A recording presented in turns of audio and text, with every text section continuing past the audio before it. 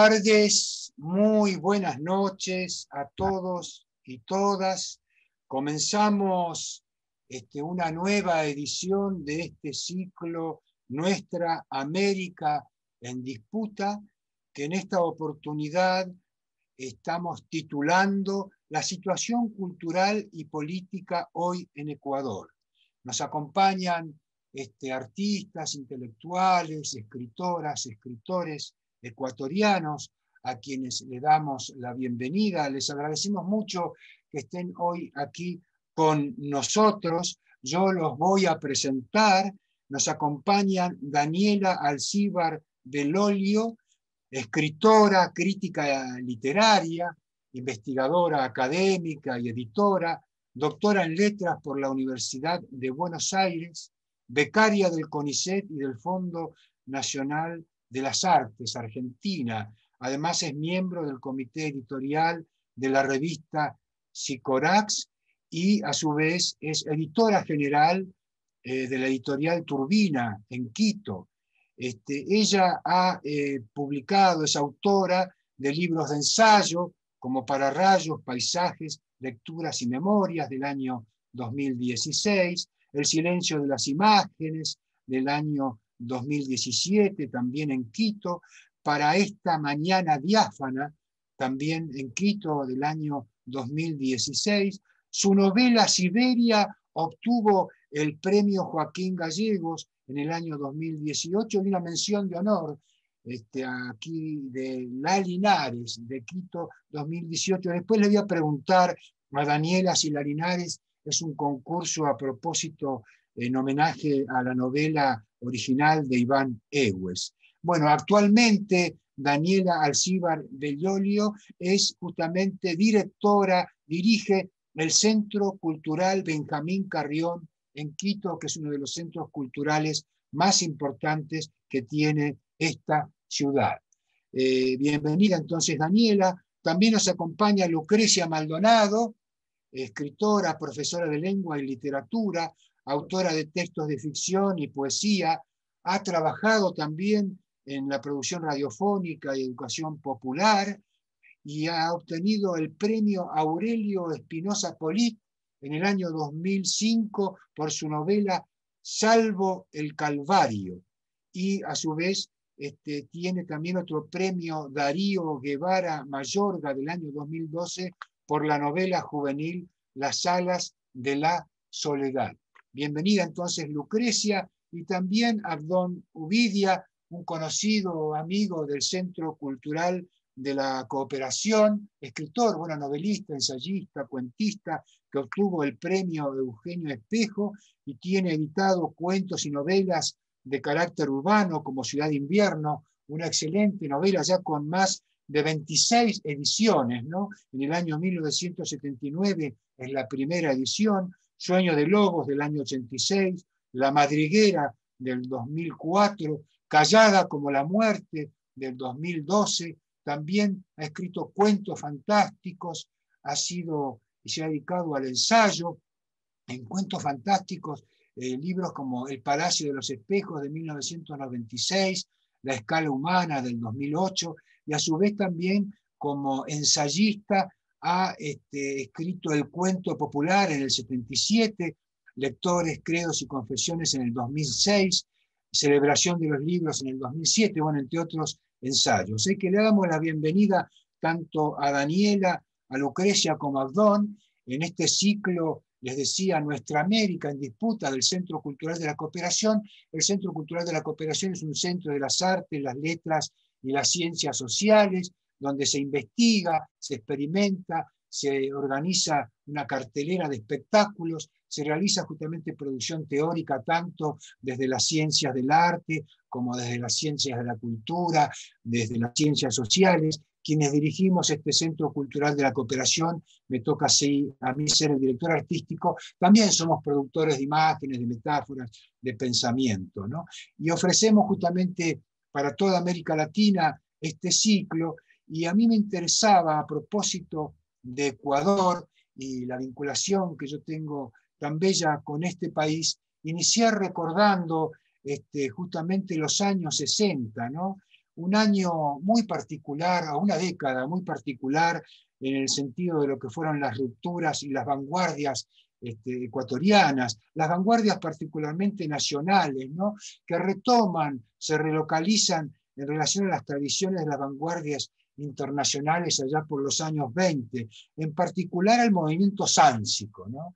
El movimiento sáncico que proviene justamente de la lengua shuar, o sea, se radica desde los márgenes del Ecuador e impacta en los centros urbanos, este movimiento fundamentalmente radicado en la poesía. Yo tuve allí un hermoso vínculo con Ulises Estrella y Raúl Arias, poetas muy representativos de este movimiento que además tiene articulación, las vanguardias en los años 60 en toda América Latina con distintas características, los nadaístas en Colombia con sus condiciones, el techo de la ballena en Venezuela, o el coloquialismo en la Argentina, que también retoma el fenómeno nacional del tango y los fenómenos culturales urbanos, ¿no? Y a su vez también lo que impacta como organicidad en cuanto a lo que fue el Frente Cultural del Ecuador, también en los años 70, y su revista La Bufanda del Sol, ¿no? Tengo recuerdos también allí, que además de Ulises Estrella, Raúl Arias, de Abdón Uvidia, justamente, que está hoy presente con nosotros, un representante también de lo que fue esa experiencia de vanguardia y cultural en el Ecuador. Pienso en Iván Carabajal, el gran teórico y ensayista Agustín Cueva, Raúl Pérez Torres, Humberto Vinuesa, Iván Egues, bueno, Francisco Proaño, quizás se me escapen muchos otros compañeros y compañeras del hacer literario. Así que yo arrancaría entonces preguntándole a Daniela, a propósito de que justamente coinciden que en esta mesa hay tres generaciones, ¿no? Tres generaciones de escritores e intelectuales ecuatorianos, y en el caso de Daniela, la más joven, y entonces preguntarle a Daniela qué siente hoy ella como escritora, como intelectual, en relación a lo que fue esa tradición, esa impronta tan vanguardista, tan transformadora en los años 60 en el Ecuador. Adelante, Daniela.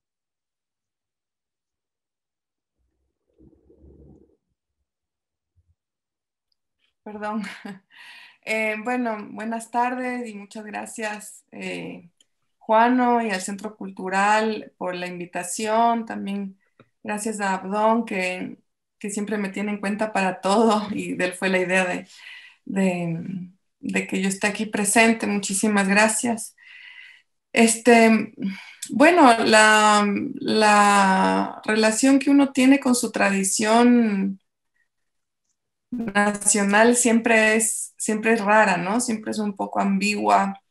A veces en las facultades no es lo que más uno lee, la literatura nacional, que no sea la que, bueno, la fundacional, ¿no? La que hace entender o la que funda lo que es la literatura en un país. Entonces, es un camino que uno tiene que ir un poco descubriendo muchas veces. Y para mí ha sido, bueno, un camino también largo, sinuoso, discontinuo, ir encontrando los modos de relacionarme con la tradición. La forma un poco en que yo he tratado de hacer eso tiene que ver con la crítica literaria. Yo he escrito un par de libros de ensayo, tengo un interés muy intenso por la crítica, ¿no? Entonces trato de relacionarme desde ese lugar, desde un lugar que me permita encontrar ciertos puentes y que también me permita evaluar las rupturas, evaluar las distancias, ¿no? Últimamente estoy bien enfocada en pensar o en ir descubriendo también a las autoras que me precedieron, que si la literatura ecuatoriana es una gran ausente en las facultades, no hablemos de la literatura ecuatoriana escrita por mujeres, ¿no?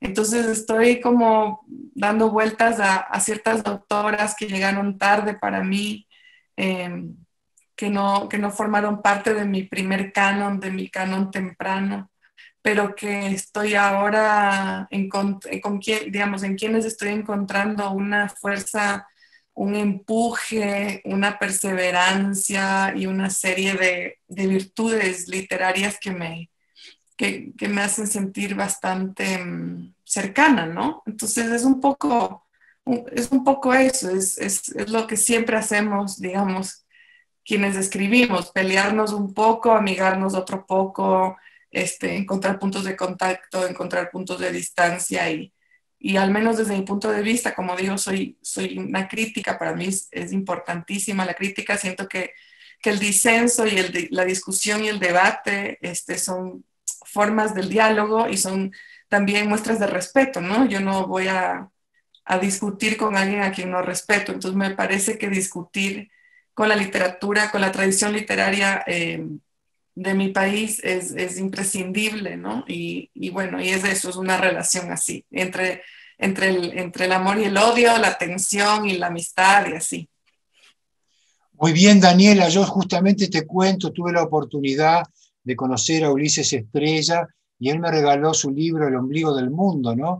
Que es como un libro símbolo de lo que fue el movimiento sánsilico en Ecuador y de hecho la ruptura uno cuando reconoce algunas lecturas y vos habrás alcanzado también a tenerlas, a veces hasta el modernismo como movimiento y general se expandió por nuestra América mucho más allá después de la muerte de Rubén Darío, ¿no? Y en ese proceso hubo movimientos diversos, idas y vueltas, pero en los años 60 y el movimiento sánsilico de alguna manera, para lo que yo sentí cuando estuve, irrumpe de una manera muy particular.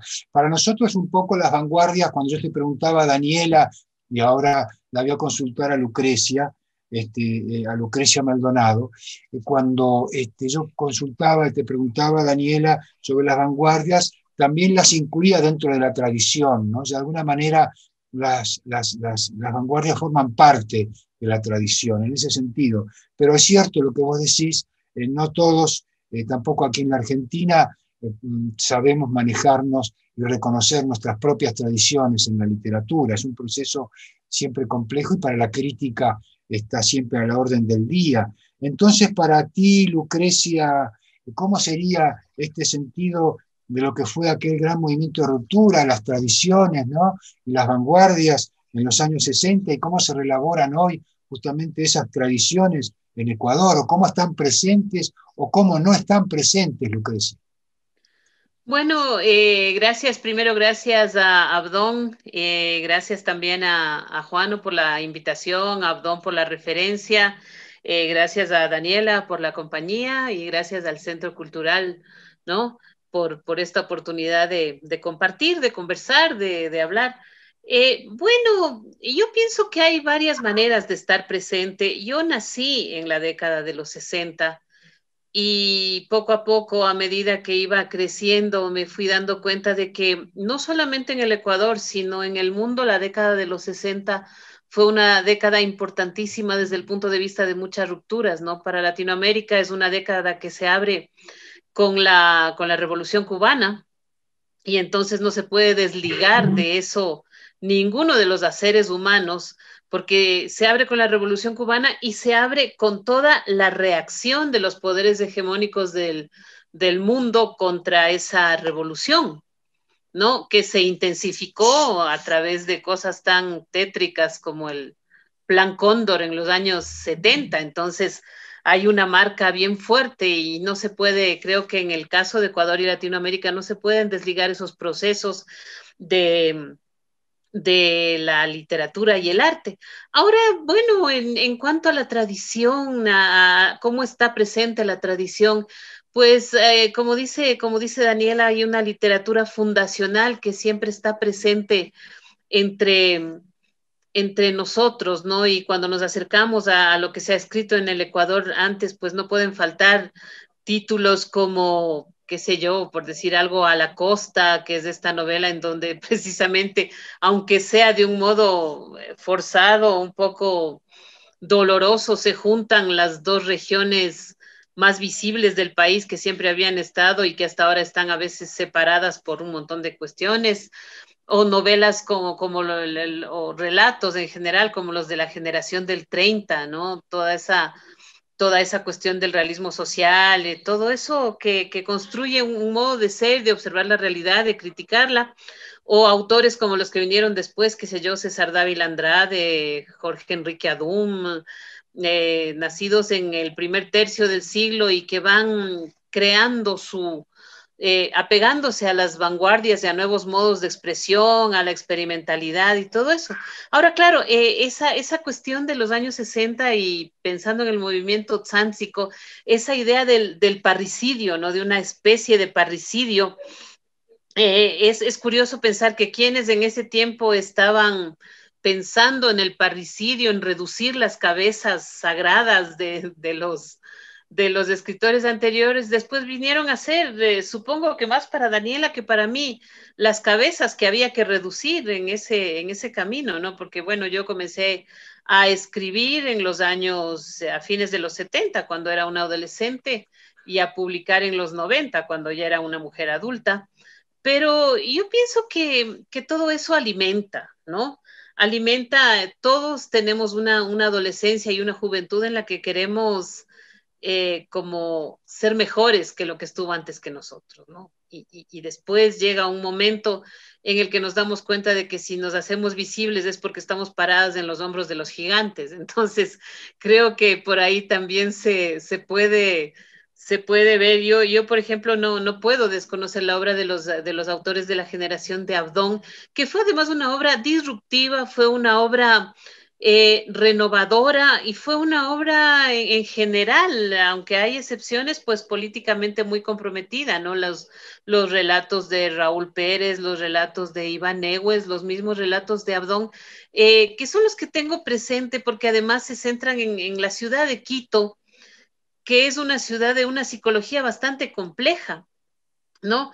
Y siempre da para tener una actitud crítica frente a un montón de ambivalencias que se presentan en el modo de ser y de estar en la realidad de esta sociedad. Entonces, todos los relatos por ejemplo, qué sé yo, Ciudad de Invierno, y los cuentos que le acompañan, ¿no? Pienso mucho en ese cuento que se llama La Gillette, por decir algo, ¿no? Pues se sitúan en una ciudad que mucho esconde ciertas cosas que no eran políticamente correctas en ese tiempo, pero que ahí están, ¿no? Y entonces una actitud crítica no solo ante la literatura, sino ante una realidad que no es lo que pretende ser. Y esa es una de las funciones de la literatura, creo que en este contexto de velar aquellas cosas que la sociedad correcta, la sociedad pacata, las esconde. Y creo que por ahí también está esta cuestión de la vanguardia, de las rupturas, de las críticas, no solo a la literatura, sino a la vida que refleja, ¿no? No sé si me perdí ya de la respuesta, pero claro, yo pertenezco luego a una generación en donde, por ejemplo, comienza a haber, no porque no haya habido antes, comienza a visibilizarse la presencia de la mujer escritora, ¿no? Incluso me acuerdo que en los años 90 apareció un libro, una selección de Miguel Donoso Pareja que se llamaba Antología de Narradoras Ecuatorianas, en donde hay narradoras desde el siglo XIX, pero que en ese momento, y por eso ese libro me parece clave, en ese momento pues nos mostraban a las que éramos más jóvenes en ese momento, pero también a Elisa Estrada puede ser, y Ayala, no sé, la autora que escribe La Maldición y esos cuentos de terror, ¿no? Y muchas escritoras a lo largo del siglo XX que no habían sido visibilizadas. Entonces, por ejemplo, sí hay un poquito de una cierta envidia a la generación de Daniel, en donde hay un montón de escritoras, no solamente buenas, no solamente excelentes, disruptivas, iconoclastas, sino también visibles, ¿no? Pero más allá de esa envidia, pues también hay orgullo y hay contento porque eso suceda, ¿no? No sé si me dispersé demasiado, pero...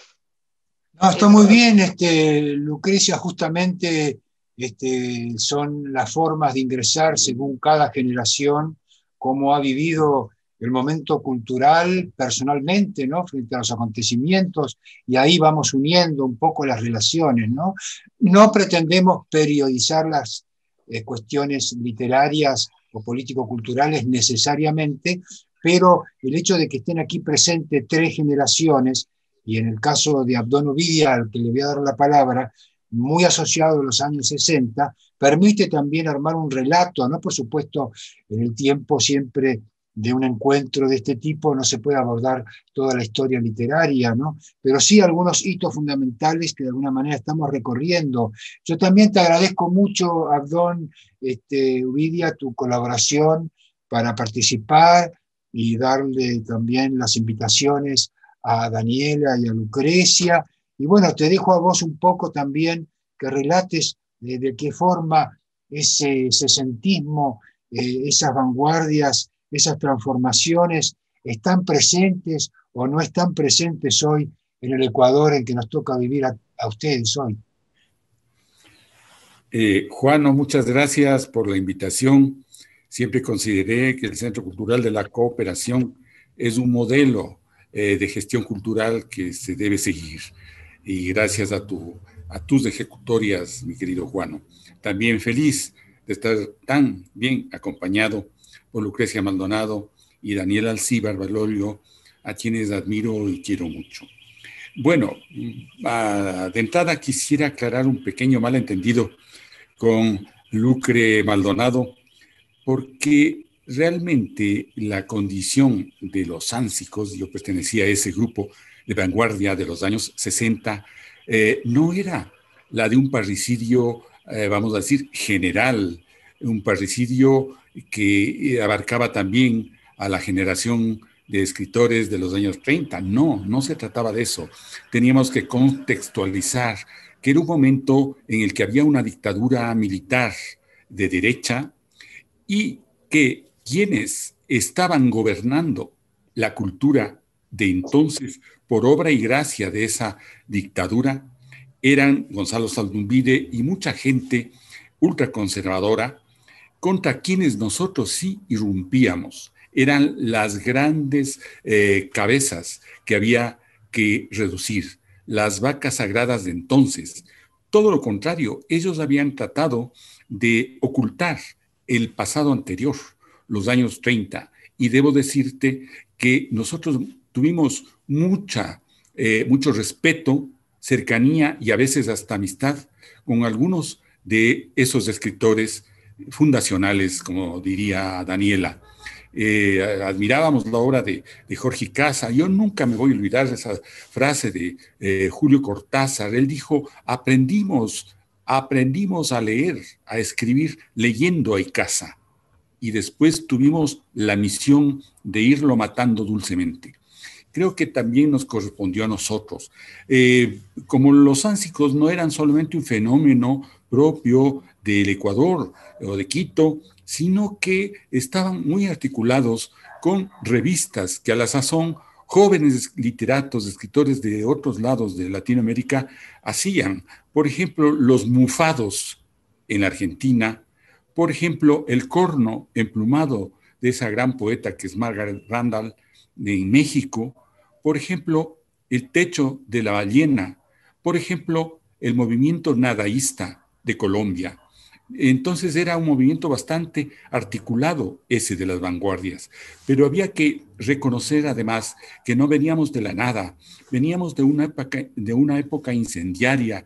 Recordemos bien la Cuba de los 60, los movimientos de liberación africanos, la teología de la liberación de Juan XXIII, el pacifismo que iba en contra de la guerra de Vietnam, los ecologismos, los feminismos, el movimiento hippie, los movimientos de la negritud en sus dos vertientes, Malcolm X y King, bueno, los movimientos del arte, los movimientos de la música, el rock, el pensamiento así totalizante de Sartre. Y de otra vertiente hay que recordar que nosotros teníamos la cercana, directa influencia de lo que se llamó el boom de la literatura latinoamericana. Cortázar, García Márquez, Carpentier, Onetti eran pasto de todos los días. Leíamos en las primeras ediciones. Yo recuerdo que muchos de nosotros viajaban por todo el continente y nos traían los libros. Tuve la suerte de leer Rayuela en la primera edición argentina, ¿no? Del año 63, me parece, o 100 años de soledad en la edición sudamericana del año 67. Nos traía Ulises Estrella, Humberto Vinuesa, en fin. Entonces, había un clima incendiario. Recuerdo unas palabras de Carlos Fuentes que caracterizaban el movimiento aquel que tuvo quizá su Canto del Cisne, su finalización en mayo del 68.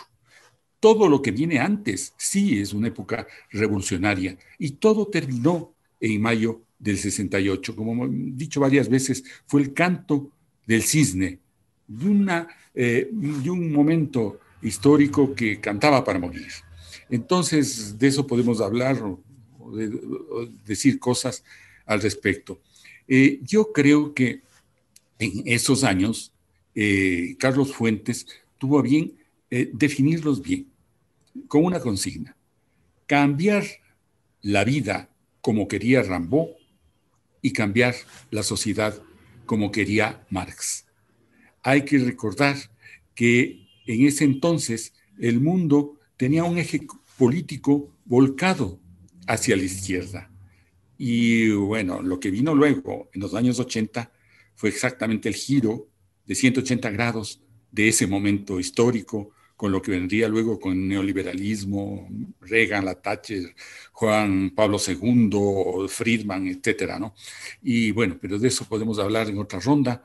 Yo lo único que quería es precisar, contextualizar ese momento de ruptura que significó los años 60 y la década siguiente, en la que ya quienes no ejercíamos la poesía, los poetas eran jóvenes de los años 60, éramos jóvenes de entonces, pues si no el relato, tuvimos que esperar que transcurriera la década del 70 para ejercitar nuestra literatura. Y con esto me callo. Simplemente quiero decir que esa literatura obedecía a un descubrimiento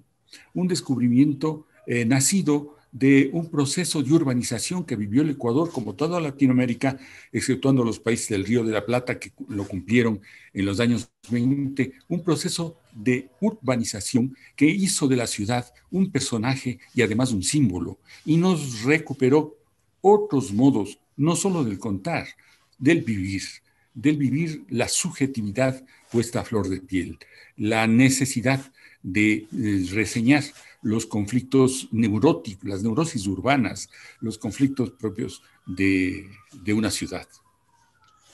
Así es, Abdón, justamente este fenómeno de ciudadano, ¿no?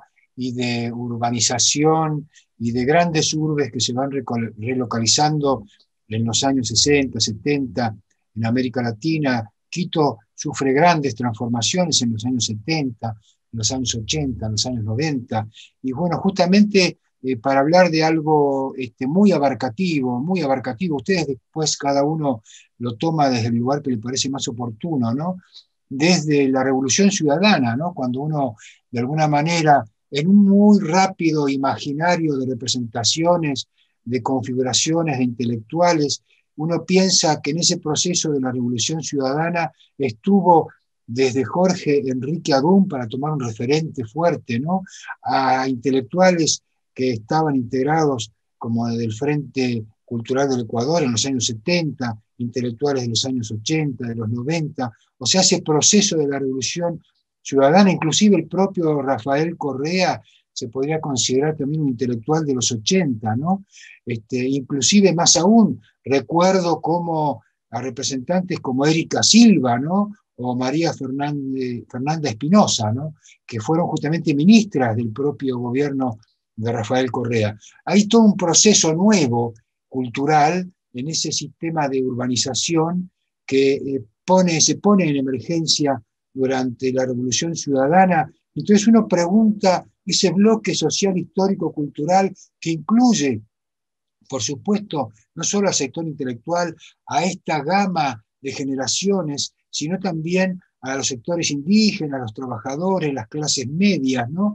Cómo aparece hoy ese bloque social, histórico, cultural. Pero en particular, atendiendo a Daniela, a mí justamente impacta, justamente es muy atractivo el hecho de que haya 3 generaciones hoy aquí y que Daniela de alguna manera es una mujer ya hacia fin de siglo, que inicia este siglo, digamos, ¿no? Como una joven escritora, donde inclusive me animaría a decir que aquellas formas canónicas tan fuertes que se instalan en los años 60, 70, 80, ya hacia fin de siglo empieza a haber otro tipo de representación, tanto de la mujer en la literatura como del canon, yo diría de poéticas y micropoéticas, ¿no? Casi de un canon imposible, ¿no? Donde no hay referencias canónicas tan fuertes como ocurrieron en los años 60, 70 u 80, ¿no?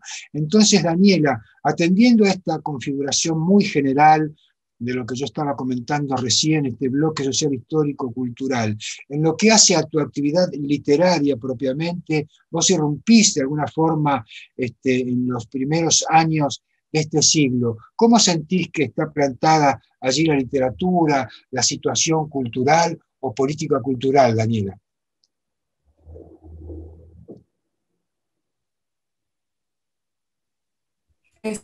Bueno, hay una cuestión política importante para algunas escritoras de mi generación, incluyéndome a mí, que es el feminismo, ¿no?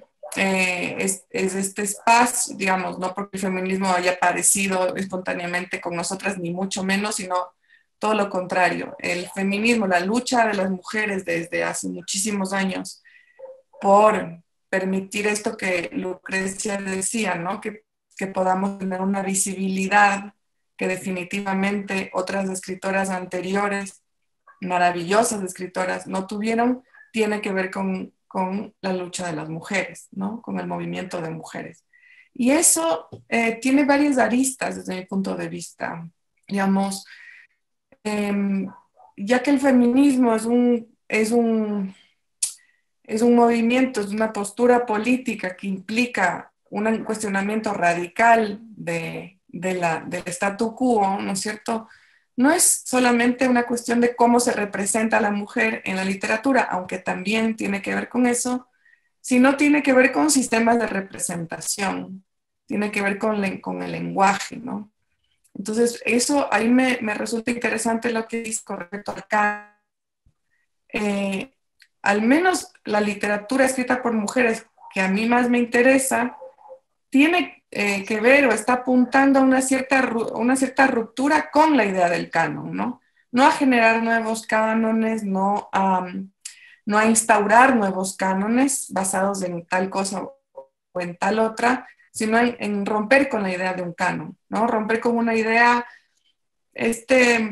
patriarcal, digamos, por decir una palabra que ya es un poco, que ya está un poco muy usada, pero que resume bien, ¿no? Del canon, ¿no? Esto es lo que hay que leer, esto es lo que, así hay que escribir, ¿no? Entonces, yo siento que las escritoras de mi generación y más jóvenes, me encantaría ser tan joven como en tu descripción, que personas de mi edad, pero también más jóvenes y también mayores, ya están como rompiendo con la idea misma de un sistema de representación completamente legible en el que lo que importa es lo que se representa, ¿no es cierto? Entonces, no sé, pienso en Gabriela Ponce, por ejemplo, ¿no? Una gran narradora ecuatoriana que está, digamos, que está representando cuestiones relativas al amor, ¿no? Al amor por un hombre y qué sé yo. Entonces podríamos decir, no es que está haciendo una narración donde los hombres ya no existen, donde hay problemas del amor romántico, hay problemas del deseo, hay problemas del dolor por el abandono y qué sé yo, pero lo que se está poniendo en crisis ahí es un lenguaje, ¿no? Y ahí se está haciendo una enunciación política, en una ruptura de los sistemas de representación literaria, ¿no? Entonces, mientras muchos críticos del hegemónicos siguen propugnando una cierta legibilidad, una cierta forma de lo narrable, cómo se debe escribir, ¿no? Así se escribe bien, esta idea de que escribir bien es hacer el bien, ¿no? Algunas escritoras, en las que espero estar incluida, estamos cuestionando esa doxa, ¿no? Estamos cuestionando con nuestra escritura, desde donde nosotros escribimos, otros lugares de rupturas, ¿no? Donde no necesariamente lo que se pone en juego son contenidos, ¿no? Ahora ya no voy a escribir de hombres, no voy a escribir de amor porque eso ya está fuera está de moda, sino que desde un lugar del mismo lenguaje, de la misma escritura, se pone en crisis el estado del mundo, ¿no? Se pone en crisis lo que se entiende por buena literatura. Entonces esa es digamos, es la postura política que yo encuentro más potente y más interesante en la literatura. Luego, la postura política que yo tenga como ciudadana civil, obviamente puede o no pasar por otros lugares. En mi caso sí pasa por otros lugares del activismo, ¿no? Que está relacionado con la izquierda y con el feminismo. Pero en la escritura hay como una especie de pausa ahí, ¿no? Y que, insisto, tiene que ver con romper con ciertas ideas que nos heredaron, ¿no? Ideas que tienen que ver con el canon, que tienen que ver con la buena escritura, que tienen que ver con la destreza verbal y todas esas cosas, ¿no? Entonces pasa un poco por ese doble lugar. O sea, yo siento que en las escritoras de mi generación hay una fuerte vinculación con el feminismo, desde como enunciación política, y al mismo tiempo siento que algunas, desde ciertos lugares, estamos cuestionando qué es escribir literatura, qué es eso de la literatura, ¿no? ¿Qué preguntas es conveniente hacer alrededor de la literatura? ¿Qué preguntas nos conviene hacer para cuestionar, interrogar eso que se nos enseñó que es la literatura? Ahora, ¿de dónde vienen esas preguntas? Estaban hablando de la ciudad, ¿no? De cómo la ciudad empieza a aparecer.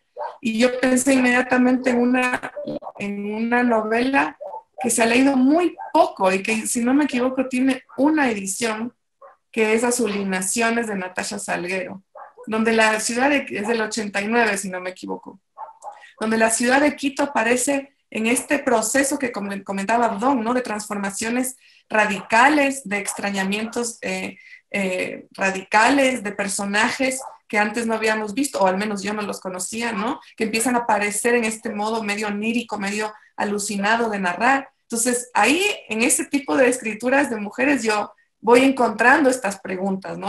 Y voy sintiéndome interpelada por preguntas que estos relatos se hacían, ¿no? El uso de la lengua coloquial totalmente fracturada, o sea, el uso de distintos registros desde un lugar de lo íntimo, o sea, entonces es como un poco con lo que decían Lucrecia y Abdón, es una cuestión que nos vamos encontrando en el proceso de cuestionar la literatura que nos precedió, cuestionar lo que se nos enseñó, descubrir, para mí es un descubrimiento, porque desgraciadamente una novela como la de Natasha Salguero nunca me la mandaron a leer en ningún momento en la universidad, ¿no?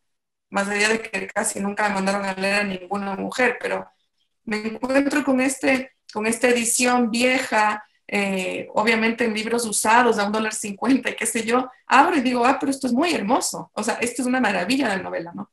Entonces, es un proceso bien discontinuo y bien difícil, y donde los posicionamientos políticos o las denunciaciones políticas, para mí, lo que a mí me interesa, pasan por otros lugares que no son necesariamente la de la representación en sí.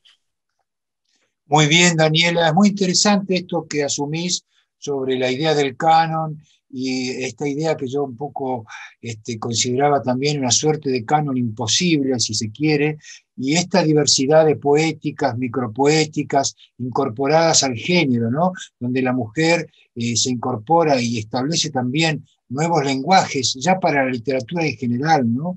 y atendiendo estos temas de género. Y yo recuerdo, y le voy a preguntar a Lucrecia a propósito de ese recorrido que hice yo de configuraciones intelectuales de los años 70, 80, 90, la Revolución Ciudadana, que atendiendo esto que decía Daniela en otro contexto histórico, Jorge Enrique Adún, a quien ya nombré, planteaba que la gran riqueza cultural que tenía el Ecuador era su gran diversidad, ¿no es cierto? Ya no solo de poéticas, micropoéticas, estéticas, sino entendiéndolo desde el punto de vista social, étnico-cultural, inclusive, ¿no es cierto? Decía Jorge Enrique Adún que la gran riqueza que tenía el Ecuador era esa potencia de la diversidad, que la diversidad era la riqueza que tenía Jorge Enrique Adún, y creo que cuando elogiaba, si no recuerdo mal, aquellos nuevos contratos con la naturaleza que se impulsaron durante el proceso de la Revolución Ciudadana, ¿no? De encontrar a la naturaleza como sujeto también para ser atendido y respetado. ¿Qué es para vos o cómo funcionó para vos, Lucrecia, ese fenómeno de la Revolución Ciudadana en el terreno literario, cultural o político, como te parezca abordarlo mejor? Adelante, Lucrecia. Bueno, para mí la Revolución Ciudadana llegó un poquito a recoger los escombros de un país, ¿no? Y no creo estar exagerando al decirlo.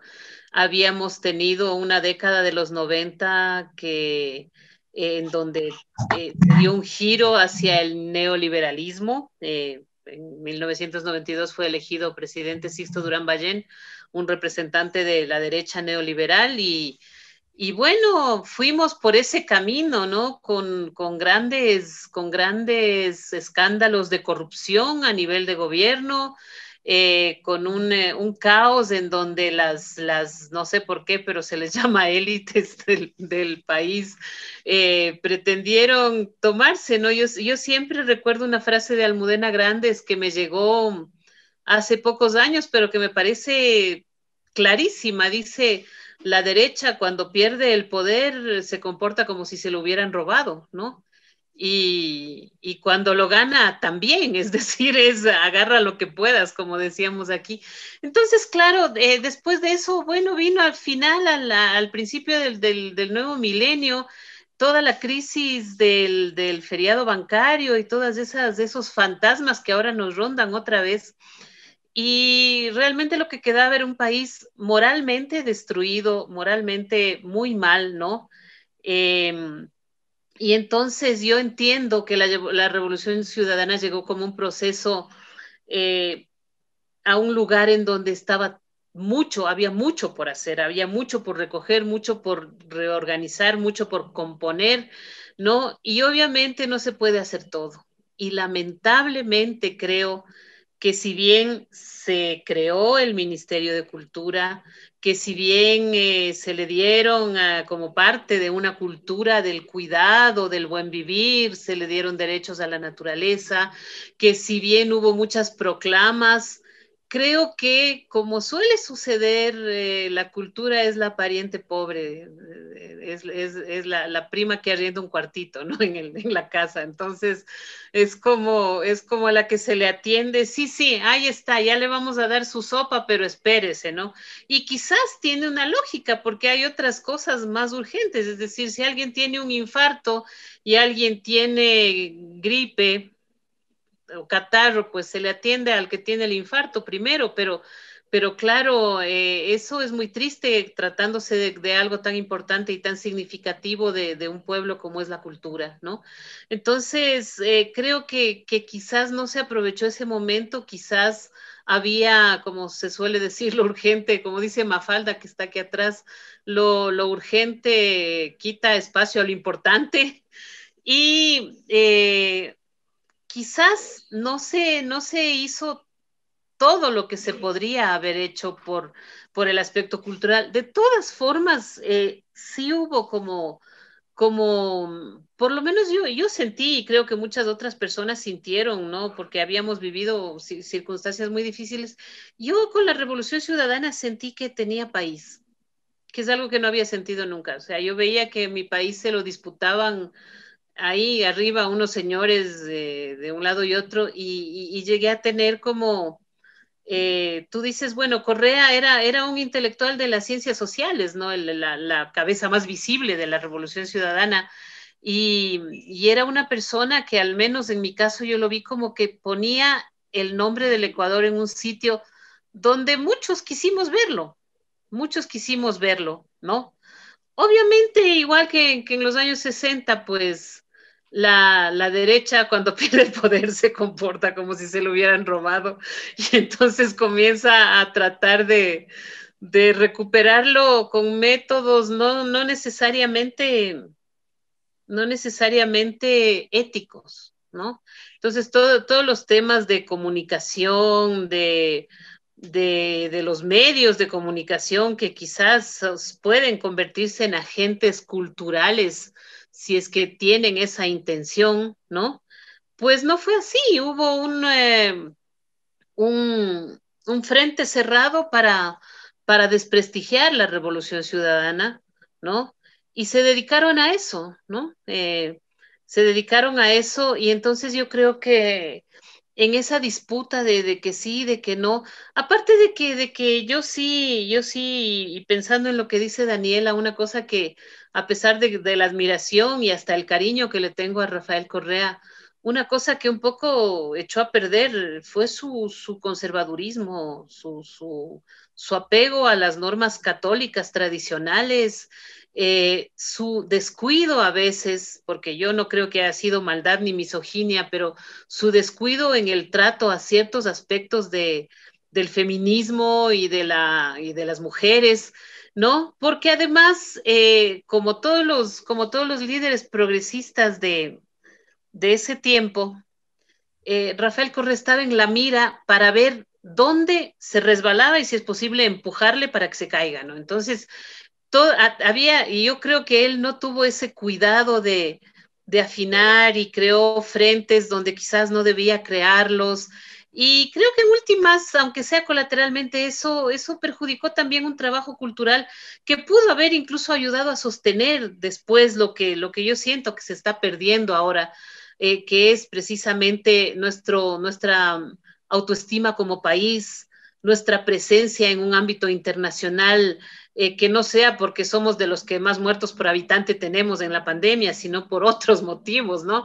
Entonces, creo que lamentablemente no se hizo por la cultura, por el arte, por la literatura, todo lo que se pudo haber hecho, pero que sí se hizo, se abrieron, por ejemplo, estos fondos concursables que todo el mundo critica cómo están manejados, pero antes no había nada. Entonces, esta cuestión de un concurso del Ministerio de Cultura para apoyar proyectos de difusión cultural, de publicación de libros, de antologías, de qué sé yo, difusión musical, todo eso, pues eso sí puede ser muy criticable, pero la gente se olvida de que antes no había ni criticable ni no criticable, por ejemplo, ¿no? Cuestiones así, una mirada, aunque sea poner un poquito de mirada en la cultura, sí se hizo, pero creo que quizás se habría podido hacer más, y quizás no se pudo hacer por un lado porque había que estar defendiendo algo que a la larga fue atacado a mansalva y a traición, y en segundo lugar porque quizá, como dije, prefirieron lo urgente a lo importante, ¿no? Por ahí puede ser. Así es, Lucrecia, atendiendo entonces tus observaciones, tus críticas, todo lo positivo, yo le preguntaría a Abdón, entonces, ese bloque social histórico cultural, ¿no?, que unificó de alguna manera, de diversas formas, a los intelectuales, a los trabajadores de la cultura, a las clases medias, a los sectores indígenas, al campesinado, que de alguna manera alcanzó, ¿no?, un momento cumbre. ¿A qué se debió para vos que ese bloque no pudo seguir profundizando transformaciones en Ecuador y hoy estamos ante las puertas de un modelo neoliberal que ya directamente, me imagino, como ha ocurrido en la Argentina, va a eliminar todo aquello que tenga que ver con la distribución de bienes culturales, con la distribución económica, con el ingreso y las posibilidades la educación, la cultura. ¿Cómo ves, a qué se debe para vos que esa experiencia histórica que adquirió a tener un bloque sólido importante no logró consolidarse, no logró mantenerse, Abdón? Sí, creo que dio lo que podía dar con los límites que tenía, ¿no?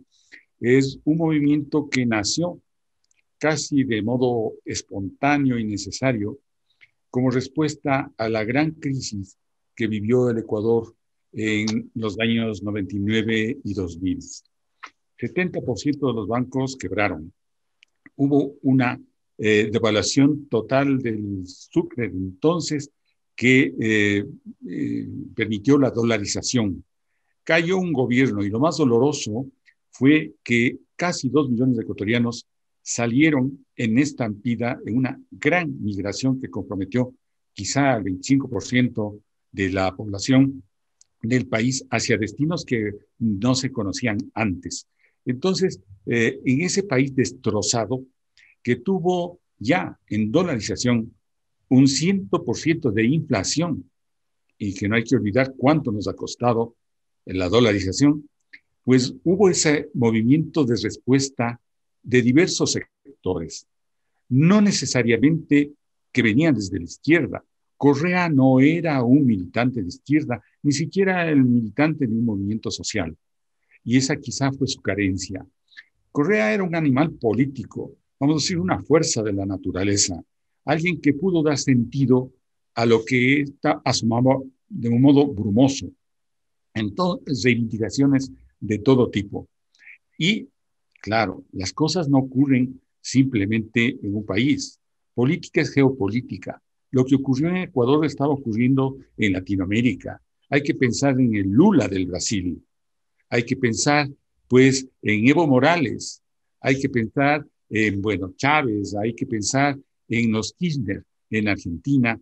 En definitiva, un momento excepcional de la política latinoamericana en el que la recuperación de lo progresista, no digamos anticapitalista, no fue, no digamos ni siquiera socialista, sino progresista, se dio.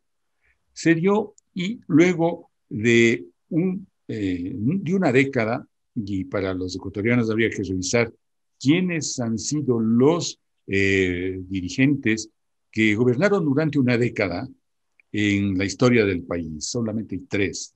En algún momento discutiremos del asunto.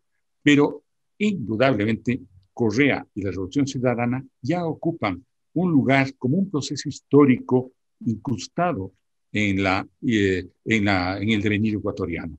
¿Qué pasó allí?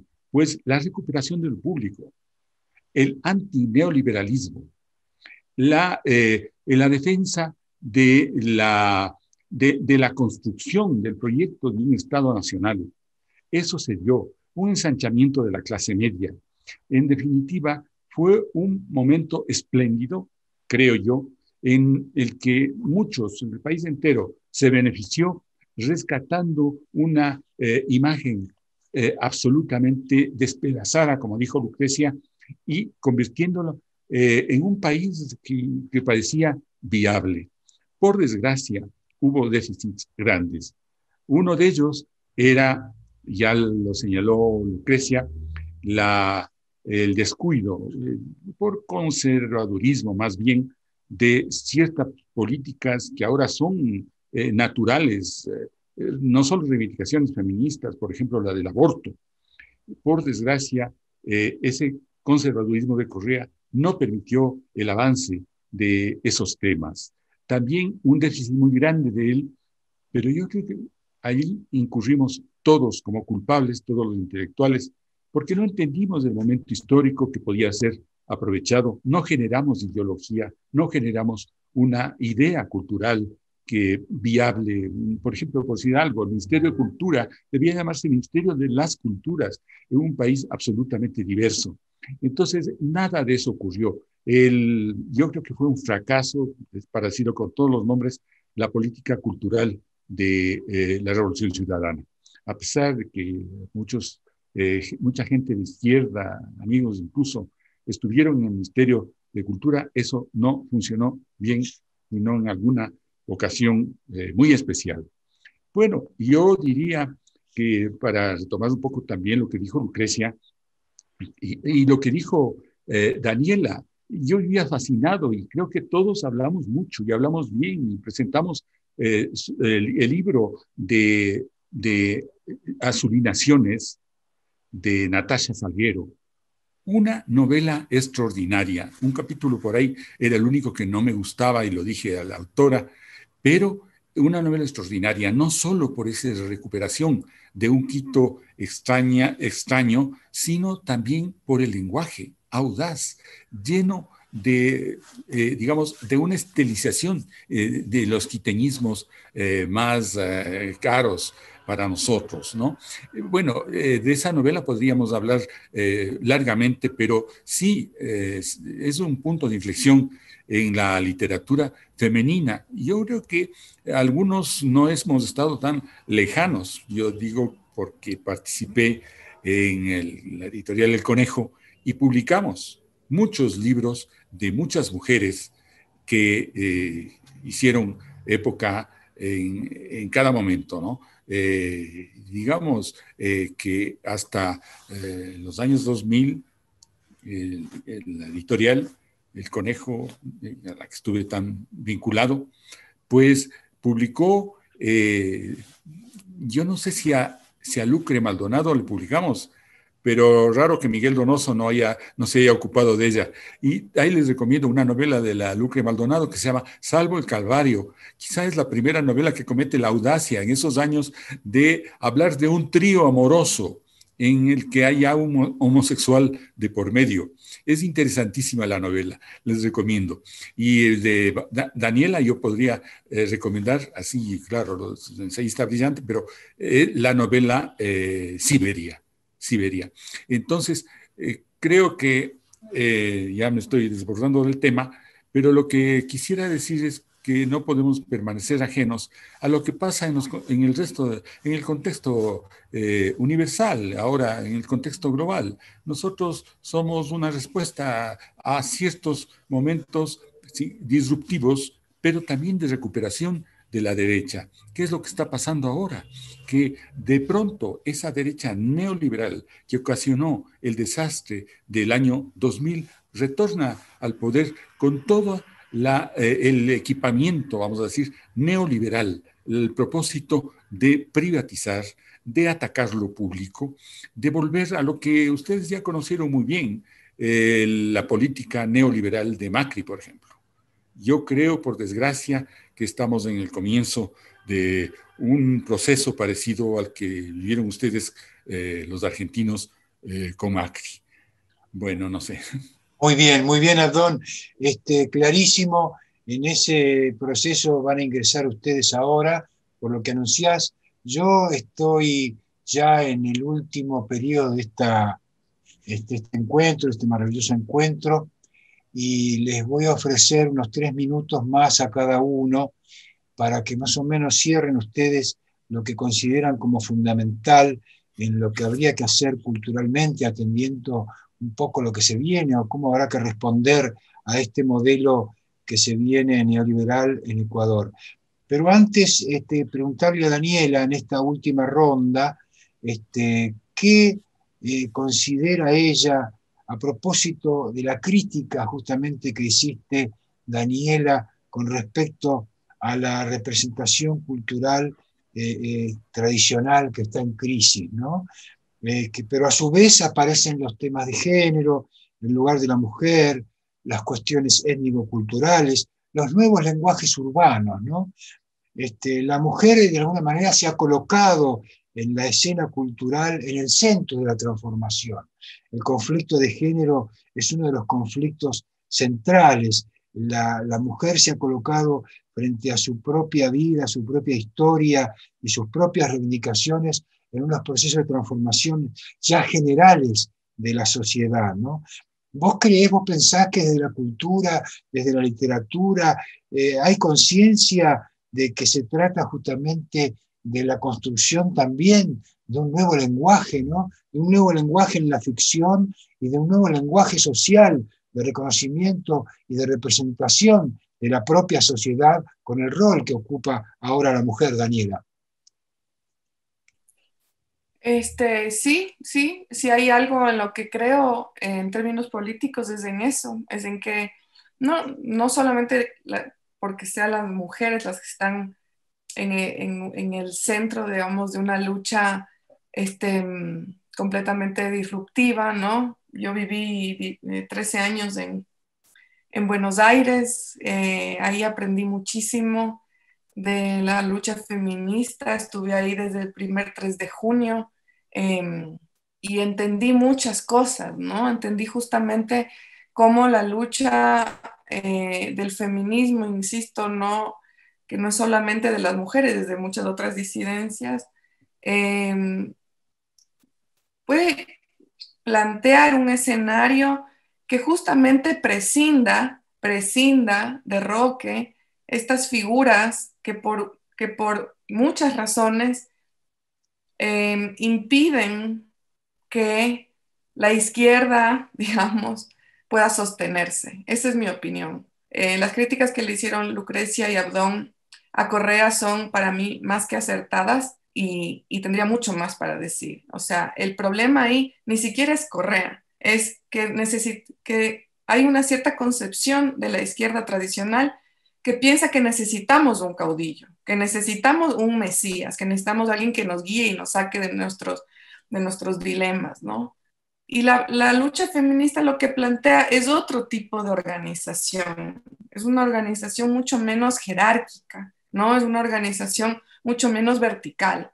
Porque ¿cuál es el problema? Que justamente cuando es tan vertical el asunto, lo que ocurre es que los que estamos en la base dependemos de las convicciones personales, religiosas y morales del que está arriba, ¿no? Y ahí todo se arruina. Yo creí mucho en el proyecto de la Revolución Ciudadana, hasta que se me hizo imposible, hasta que Correa dijo, si ustedes debaten el aborto por violación, voy a renunciar, o sea, lo que llamaríamos una pataleta, hasta que vi que había persecución y había criminalización de la protesta ciudadana, hasta que vi eso, ahí quedó, hasta que vi los niveles de extremos del machismo, ahí quedó, ¿no? Entonces, para mí la pregunta es cómo transformamos a la izquierda en una postura política no caudillista, no mesiánica.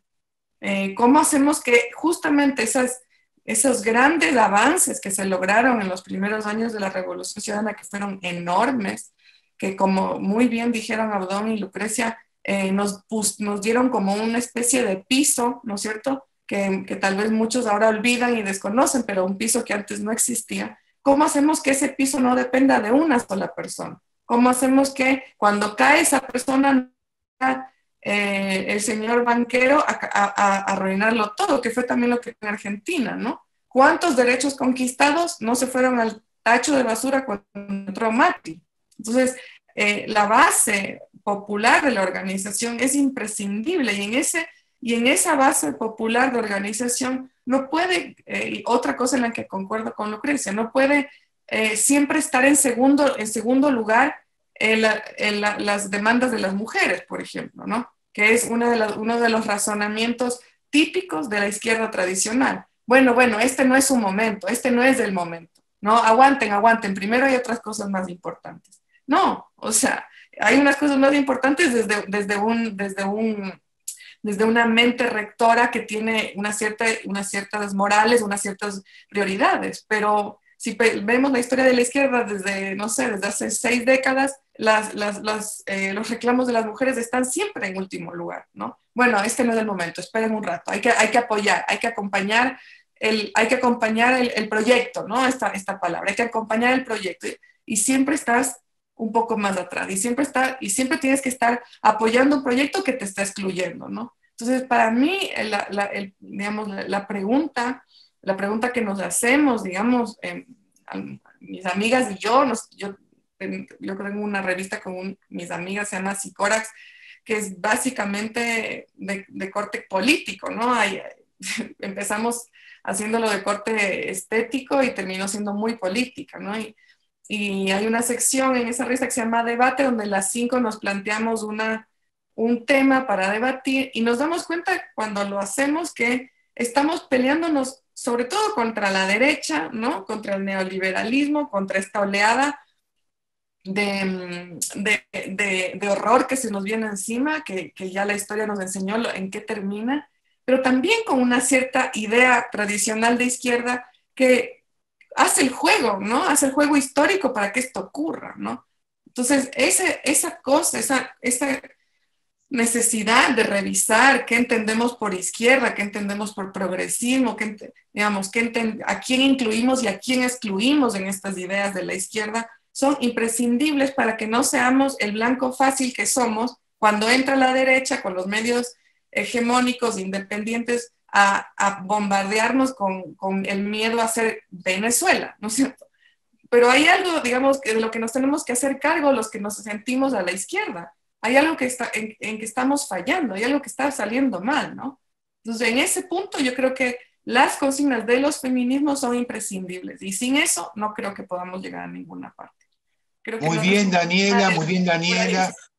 Muy bien, Daniela, la idea de una nueva cultura política, ¿no? Tan necesaria que replantee, asumiendo lo mejor que tuvimos de las tradiciones, las formas de incluir de otra manera justamente las participaciones y las formas de representación. Así que te agradezco estas últimas palabras, Daniela, y le doy la palabra a Lucrecia en estos últimos 5 o 6 minutos que nos quedan a distribuirse democráticamente.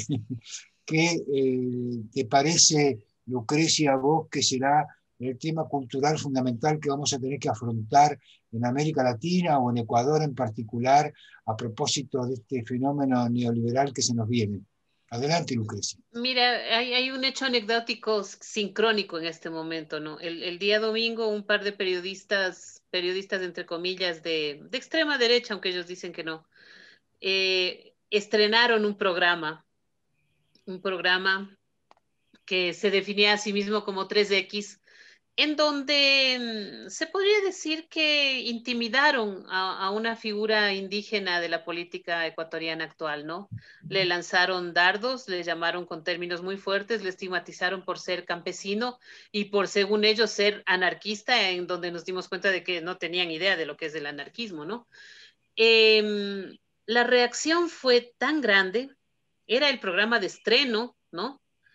La reacción de la gente en redes sociales, porque los medios hegemónicos no dijeron nada, fue tan grande que ese programa simplemente ya no va a seguir en ese canal y posiblemente le salió el tiro por la culata, aunque yo desconfío, en estos últimos 4 años me he hecho muy desconfiada de todo, pero creo que si nos diéramos cuenta de que como comunidad, como ciudadanos, como grupo de gente consciente podemos ejercer una cierta presión de modo de que pasen estas cosas, pues si estuviéramos conscientes de que podemos defender la cultura, de que podemos aportar con ideas, de que podemos presionar un poco o mucho para sostener las cosas que hemos logrado y de que tenemos poder, sería lo que dice Daniela, ¿no? Ya no sería necesaria una figura de caudillo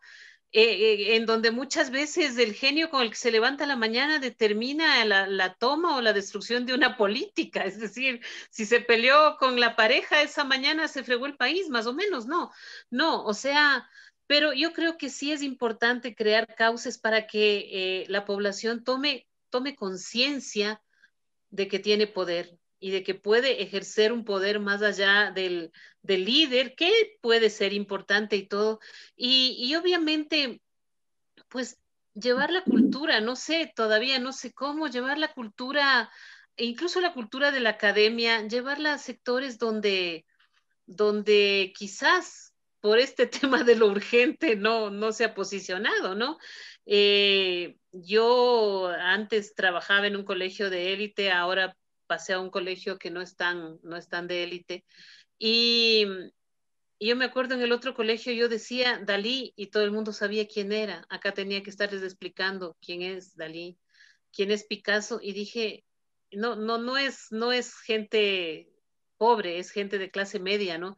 Pero me quedé así un poco como diciendo, ¿qué le falta a esta comunidad? ¿Qué le falta a esta ciudad? Un chico de clase media no sepa quién es Dalí, ¿no? ¿Qué es lo que está pasando? Que por 50 estudiantes haya uno que lo sabe.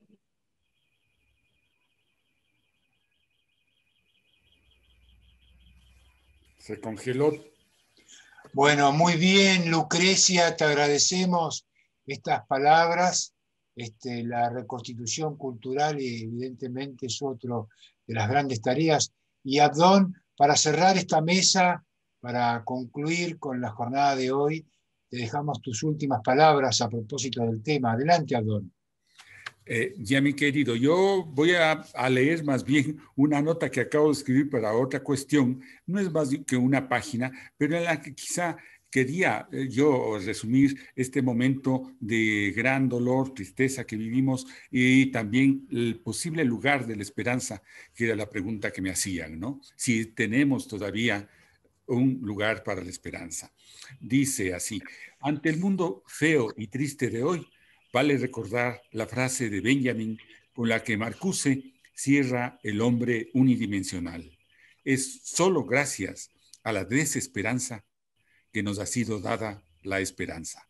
La pregunta es, ¿a qué esperanza debemos apelar hoy en un mundo ya globalizado por el neoliberalismo, es decir, por el capitalismo salvaje, depredado sin misericordia, que ha superado la llamada huella ecológica, el punto en el cual aún podía ser sustentable, con el célebre 1% de la población, como señaló Stiglitz, dueño de la liquidez del 99% restante, con un mundo, con un imperio de la desigualdad que permite que las grandes fortunas, como la de Jeff Bezos, bordeen los 200.000 billones de dólares, con una pandemia que nos revela el poder omnímodo de la gran industria farmacéutica, la industria criminal, la llamó Le Carré, que impone libre de todo control medicamentos y precios arbitrarios al punto de que un medicamento para el SIDA, el Darapin, noticia de ayer de la Deutsche Welle, varió su precio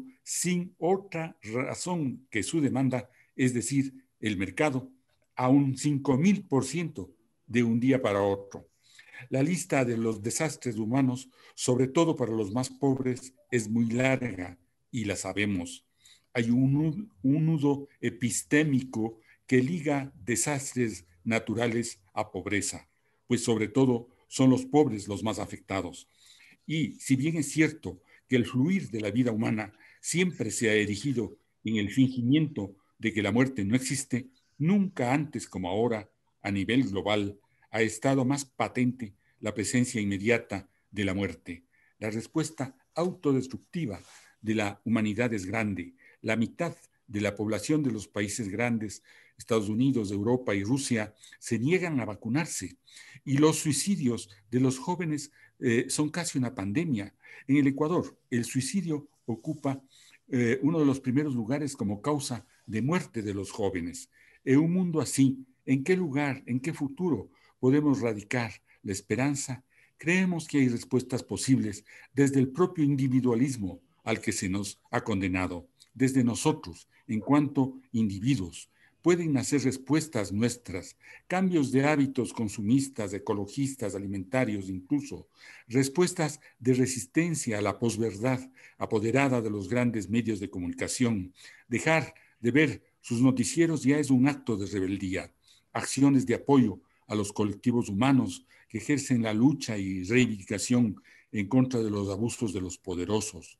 Pero hay un horizonte mayor, aún difuso, que nace, hay que reconocerlo, de las acciones feministas, el desbancamiento de la matriz patriarcal en la que pueden inscribirse todas las inequidades que han imperado desde hace milenios en el mundo. Bueno, es un poco para decir si hay un lugar para la esperanza, a pesar de todo lo que hemos hablado en esta noche. Muchísimas gracias. Es así, hay un lugar para la esperanza, Por eso nosotros del Centro de la Cooperación, del Centro Cultural de la Cooperación, llevamos adelante este ciclo Nuestra América en disputa, porque justamente hay un lugar para la esperanza. Así que les agradecemos muchísimo a Daniela, a Lucrecia, a Abdón, la posibilidad de habernos acompañado hoy. Digo a Daniela Alcíbar Belolio, a Lucrecia Maldonado, a Abdón Uvidia, que hayan estado hoy con nosotros en este ciclo. Así que los saludamos, les agradecemos muchísimo y le mandamos un gran abrazo acá desde Buenos Aires, y estamos en conjunto en el trabajo todos los latinoamericanos por la unidad de esta patria grande y de todo este maravilloso continente y de toda su riqueza. Así que un gran abrazo desde acá, desde Buenos Aires, desde el Centro Cultural de la Cooperación. Muchísimas gracias. Gracias, chao. Chao, gracias.